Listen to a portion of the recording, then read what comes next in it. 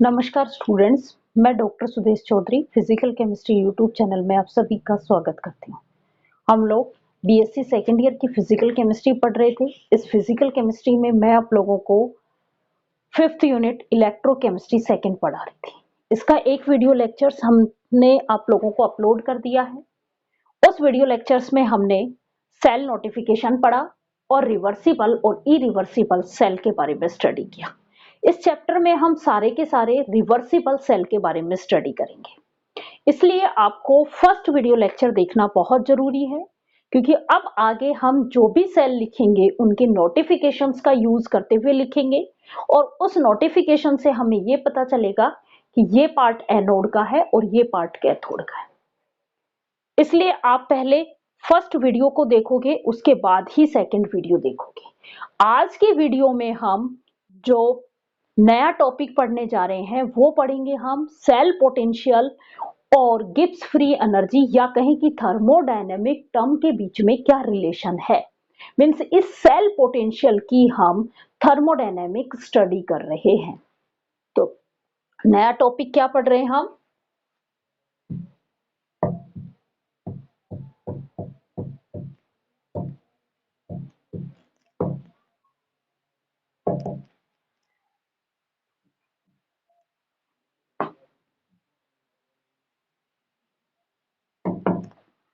Fifth unit electrochemistry second.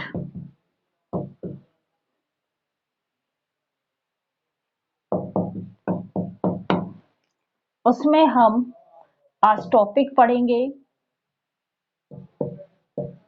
Gibbs free energy and cell potential. Cell potential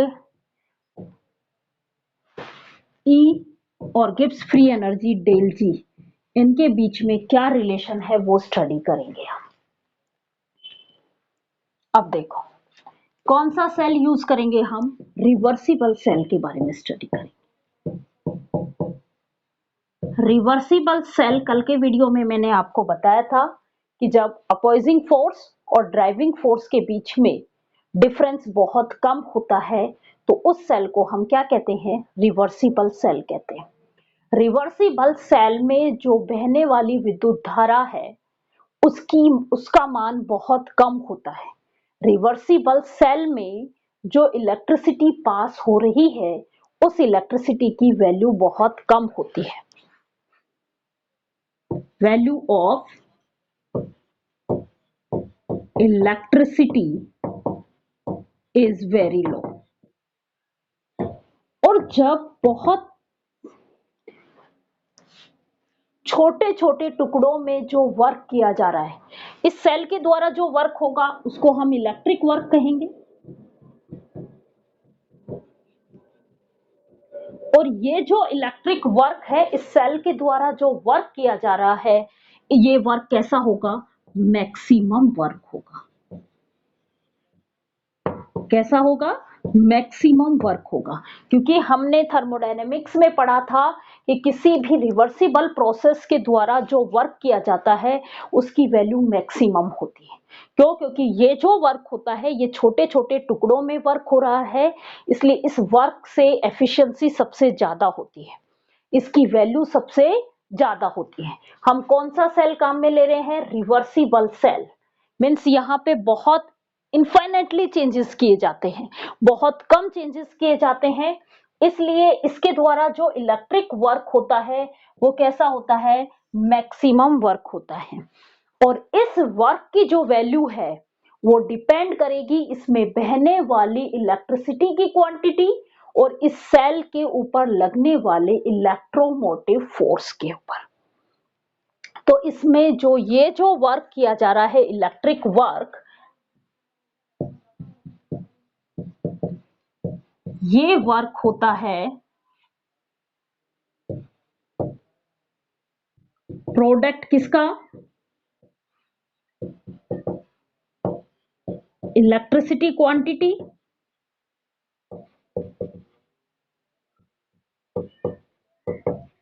and electromotive force.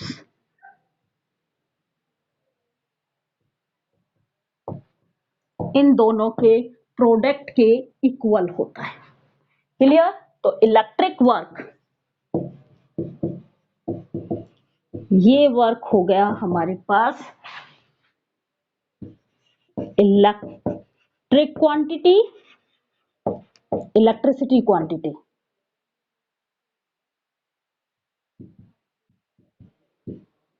Electricity quantity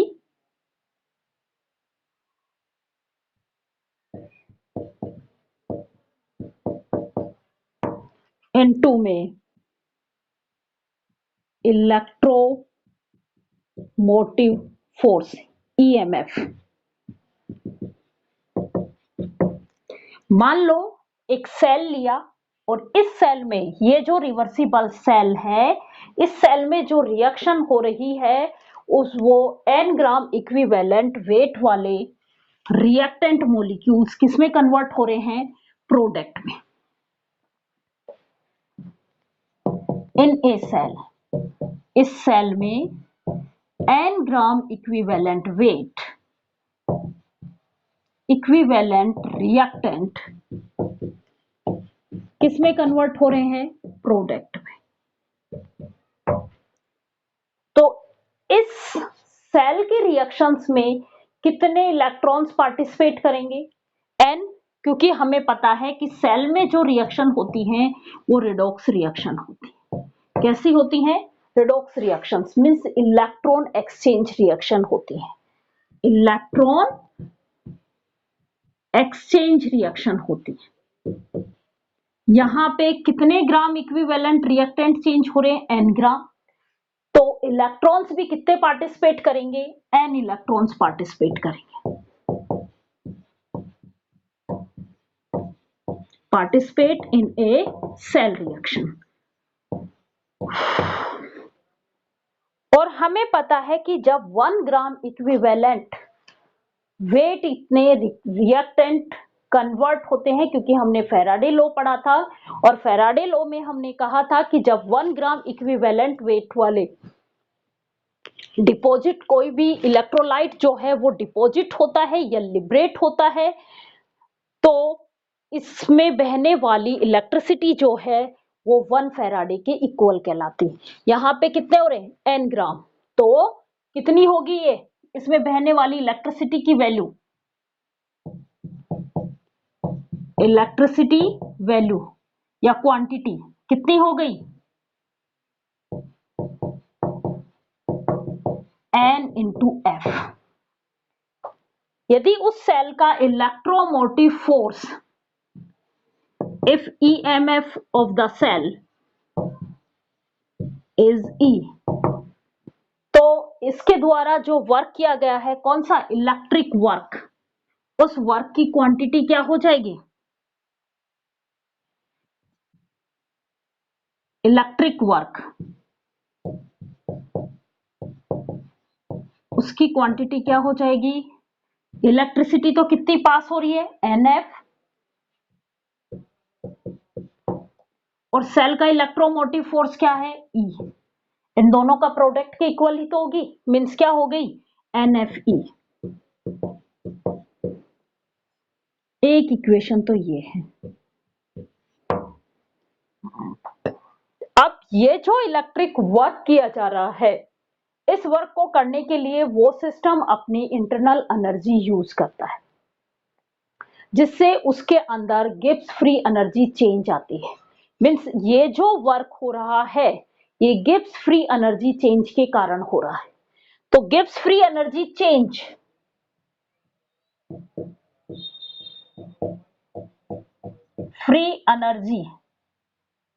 change और कौन सा? Minus वाला। भाई decrement हो रहा है तो माइनस वाला गिब्स फ्री एनर्जी चेंज किसके इक्वल हो गया? इलेक्ट्रिक वर्क के इक्वल हो गया। मीन्स माइनस डेल जी किसके इक्वल हुआ? NFE के इक्वल हुआ। एक इक्वेशन तो हमारे पास ये आ गई, मीन्स डेल जी और ई के बीच में हमारे पास क्या रिलेशन आ गया,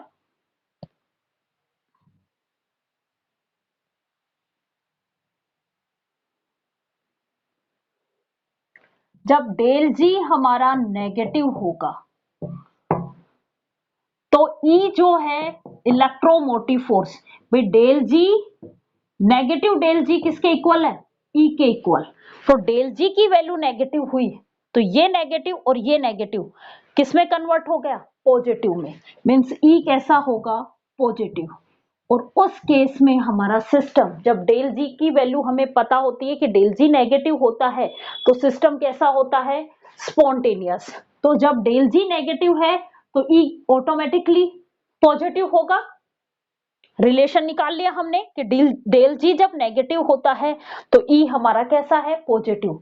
उस टाइम प्रोसेस सेल के अंदर प्रोसेस कैसी हो रही है, स्पॉन्टेनियस। मीन सेल में स्पॉन्टेनियस रिएक्शन होने के लिए उस सेल का इलेक्ट्रोमोटिव फोर्स कैसा होना चाहिए, पॉजिटिव होना चाहिए। तो ही सेल में रिएक्शन कैसी होगी, स्पॉन्टेनियस रिएक्शन होगी।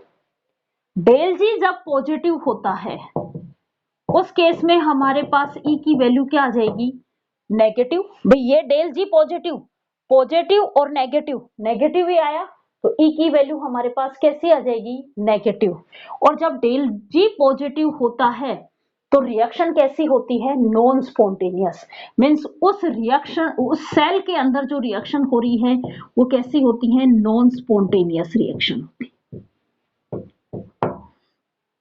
और जब डेल जी की वैल्यू 0 हो जाती है तो ई भी हमारा क्या हो जाएगा, 0 हो जाएगा। कैसे, डेल जी अपॉन एन एफ किसके इक्वल हुआ, ई। ये 0 तो पूरी वैल्यू 0, पूरी वैल्यू 0 मीन्स ई भी 0। तो डेल जी जब 0 होगा तो ई भी हमारा क्या होगा, 0।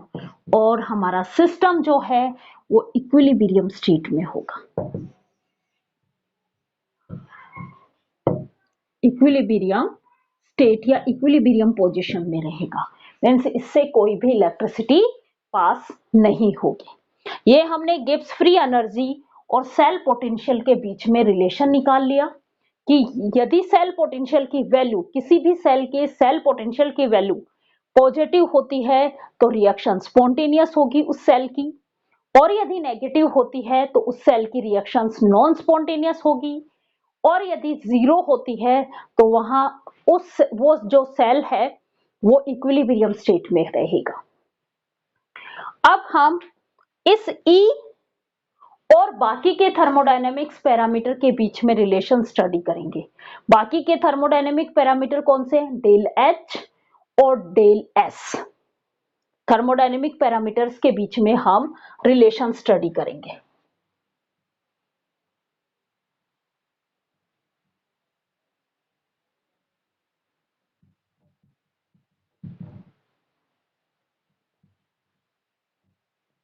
हमने एक रिलेशन निकाल लिया, del G equal to minus N F E.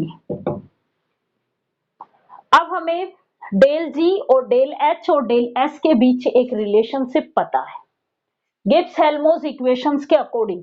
According to Gibbs Helmholtz equations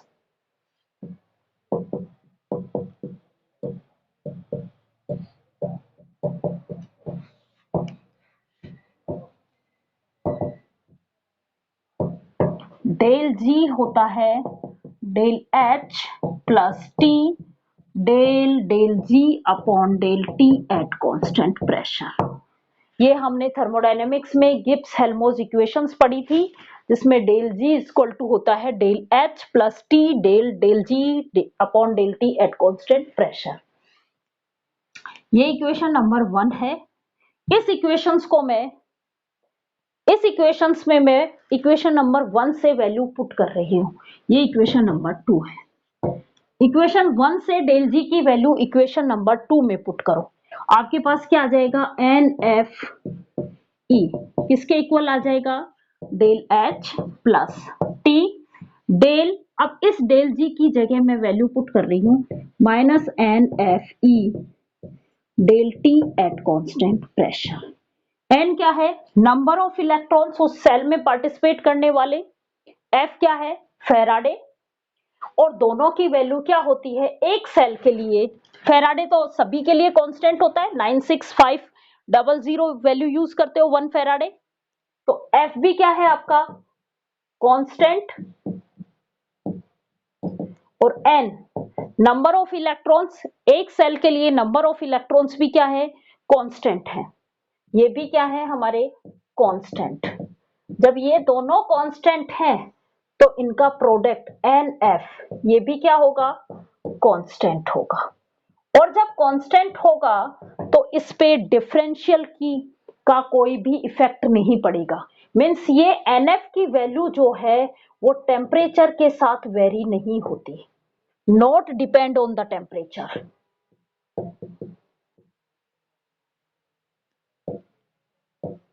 जब टेम्परेचर पे डिपेंड नहीं होता तो इसको हम डिफरेंशियल से बाहर निकाल सकते हैं, इस इक्वेशन एन एफ वैल्यू को हम डिफरेंशियल से बाहर निकाल सकते हैं। तो हमारे पास क्या आया, माइनस एन एफ ई, ये इक्वल टू आया डेल एच, माइनस साइन के साथ निकाल रही हूं, minus N F T del E upon del T at constant pressure.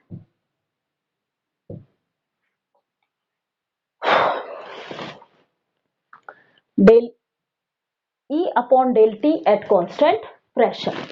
इस पूरी इक्वेशंस को मैं माइनस एन एफ से डिवाइड कर दूं तो मेरे पास क्या आएगा, E equal to minus del H upon N F, ये माइनस इसको प्लस में कन्वर्ट कर देगा, N F T upon N F del E upon del T at constant pressure.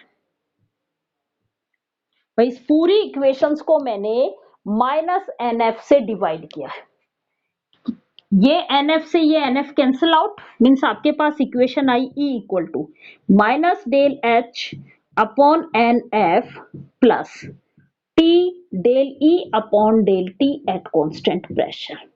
ये जो वैल्यू होती है इलेक्ट्रोमोटिव फोर्स में टेम्परेचर के साथ जो चेंजेस आते हैं कांस्टेंट प्रेशर पे, वो कहलाते हैं टेम्परेचर कोफिशिएंट, उस सेल का क्या कहलाएगा, टेम्परेचर कोफिशिएंट।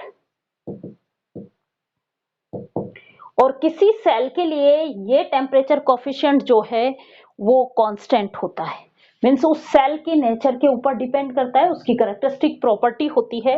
तो यदि हमें ये टेम्परेचर कोफिशिएंट पता है, टेम्परेचर पता है, उस सेल में कितने इलेक्ट्रॉन्स पार्टिसिपेट कर रहे हैं उस सेल रिएक्शंस में वो हमें पता है, और इलेक्ट्रोमोटिव फोर्स पता है, तो हम इस इक्वेशंस का यूज करके किसकी वैल्यू कैलकुलेट कर सकते हैं, इस डेल एच की वैल्यू कैलकुलेट कर सकते हैं।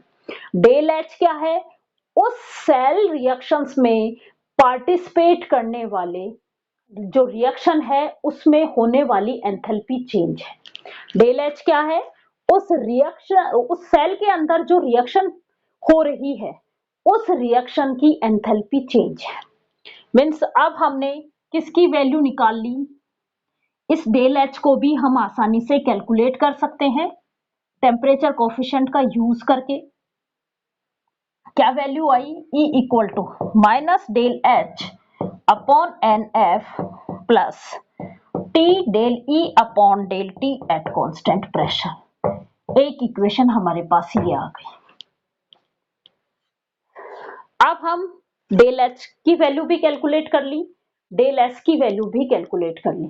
अब तीसरा थर्मोडायनेमिक डेटा कौन सा है, एंट्रोपी चेंज डेल एस, अब हम वो कैलकुलेट करेंगे।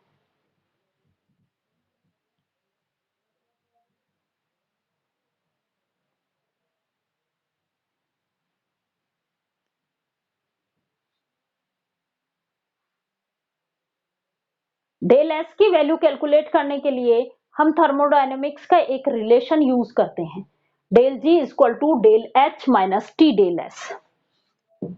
पढ़ा हुआ होगा आपने ये relation, according to thermodynamic relationship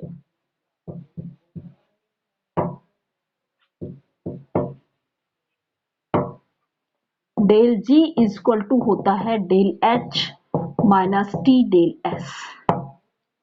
del G की वैल्यू क्या है हमारे पास, minus N F E. Del G की वैल्यू हमारे पास क्या है, माइनस एन एफ ई। ये इक्वेशन नंबर 1, ये इक्वेशन नंबर 2 और ये इक्वेशन नंबर 3।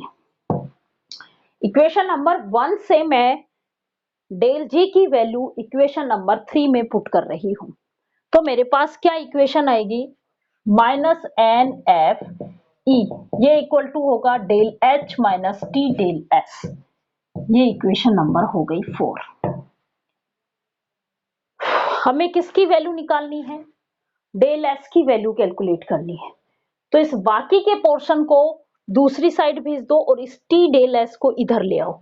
जैसे मैं इस माइनस वाले को इधर ले जाऊंगी और इस माइनस वाले को इधर लेके आऊंगी, तो ये दोनों प्लस में कन्वर्ट हो गए, मीन्स टी डेल एस ये इक्वल टू हो गया del H plus n F E.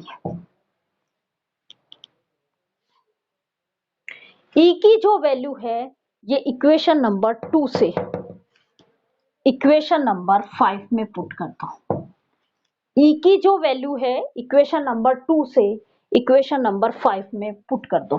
Put the value of E from equation 2 into equation 5 ले आओ। T del S as it is, del H भी as it is plus n F भी as it is. इस E की जगह मैं value put कर रही हूं minus del H upon N F plus T del E upon del T at constant pressure. इस एन एफ को अंदर मल्टीप्लाई कर लो,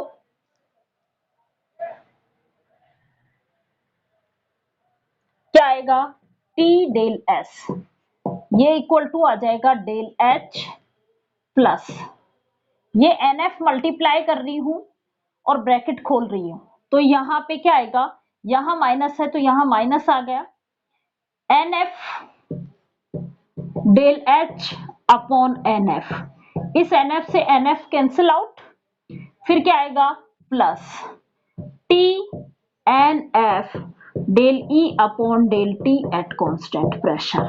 मीन्स ये क्या इक्वेशन बनी, टी डेल एस ये इक्वल टू हुआ del H minus del H plus T N F del E upon del T at constant pressure. ये रिलेशन आया, डेल एच से del H cancel out, means आपके पास relation आ गया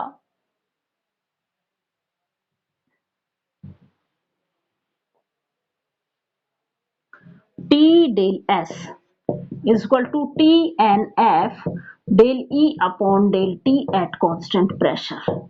इस टी से ये T cancel out, del S की वैल्यू आपके पास आ गई N F del E upon del T at constant pressure. ये क्या था, अभी मैंने आपको 2 मिनट पहले बताया था, ये था टेम्परेचर कोफिशिएंट। यदि उस सेल का हमें टेम्परेचर कोफिशिएंट पता है, उस सेल में पार्टिसिपेट करने वाले इलेक्ट्रॉन्स का नंबर पता है, तो हम उसके क्या निकाल सकते हैं, एंट्रोपी डिफरेंस कैलकुलेट कर सकते हैं। उस सेल में एंट्रोपी चेंज जो है वो स्टडी कर सकते हैं। मीन्स हम उस सेल के अंदर डेल जी की वैल्यू कैलकुलेट कर सकते हैं, डेल एच की वैल्यू कैलकुलेट कर सकते हैं और डेल एस की वैल्यू कैलकुलेट कर सकते हैं इन इक्वेशंस को यूज करते हुए। ये हमने 3 इक्वेशंस कैलकुलेट कर ली। मीन्स ये था आपका सेल पोटेंशियल और थर्मोडायनेमिक डाटाज के बीच क्या रिलेशन है वो स्टडी कर लिया। अब हम कल की क्लास में जो पढ़ेंगे वो स्टैंडर्ड सेल पोटेंशियल को कैलकुलेट करने का प्रोसेस पढ़ेंगे, determination for the standard cell potential. Standard cell potential को कैलकुलेट करने का मेथड स्टडी करेंगे। Thank you.